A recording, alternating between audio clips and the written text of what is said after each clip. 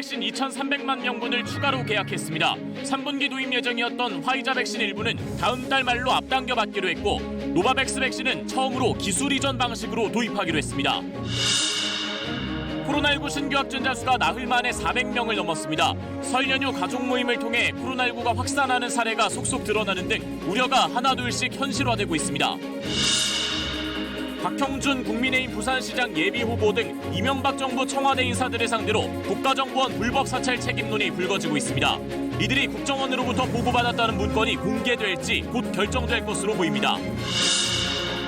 군복무 중 사고를 당하더라도 절차에 대한 안내가 부족하고 입증 책임도 피해자에게 있어 보상을 받기는 쉽지 않습니다. 노동력 상실 여부만 고려하는 상위 등급 제도에도 문제가 있다는 지적입니다. 일본군 위안부 피해자 이용수 할머니가 위안부 문제를 국제사법재판소에 회부하자고 요구했습니다. 피해자에 대해 계약을 맺은 매춘부라고 주장한 하버드대 교수의 논문은 근거가 부실한 것으로 확인됐습니다.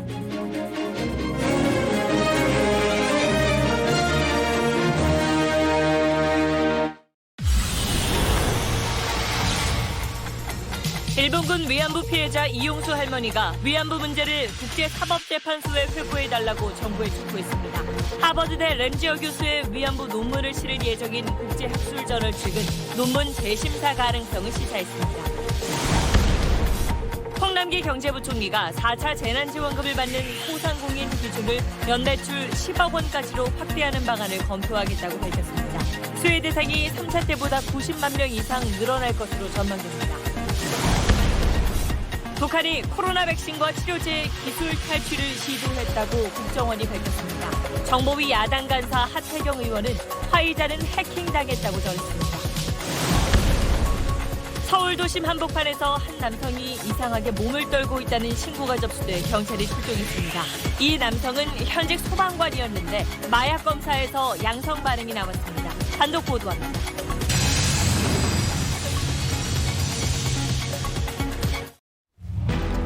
정부가 확보한 코로나19 백신이 모두 7,900만 명분으로 늘었습니다. 공급 시기도 앞당겨 화이자 백신은 늦어도 4월부터는 접종할 수 있을 것으로 보이는데 아스트라제네카 백신 접종이 미뤄진 고령층이 이 백신을 맞게 될 수도 있습니다. 코로나19 확진자가 나흘 만에 다시 400명대로 늘었는데 충남 아산 보일러 공장 관련 누적 확진자가 70명에 육박하고 전남 신안의 교배에서도 10여 명이 집단 감염됐습니다. 정부는 거리두기 개편안 초안을 다음 주에 공개하고 각계 의견을 수렴하기로 했습니다.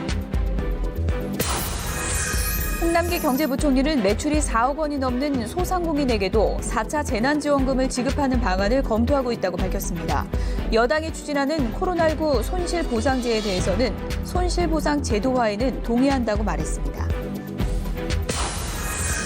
LH 등 공공이 주도하는 정비를 통해 주택 19만여 호를 공급하는 도심 공공주택 사업 후보지가 7월쯤 선정될 예정입니다. 문재인 대통령은 주택 공급을 획기적으로 늘려야 한다며 국토교통부가 집값과 전월세 가격 안정에 명운을 걸어달라고 강하게 주문했습니다. 일본군 위안부 피해자 이용수 할머니가 위안부 문제를 국제사법재판소에 넘겨달라고 호소했습니다. 위안부를 매춘부로 규정한 하버드대 교수 논문에 대해서는 말할 가치조차 없는 거짓이라고 일축했습니다. 오늘 서울에 1cm, 경기 남부와 충청 지역엔 10cm 안팎의 많은 눈이 내린 데 이어 오늘 밤부터 제주와 호남, 충남 등에 폭설이 쏟아지겠습니다.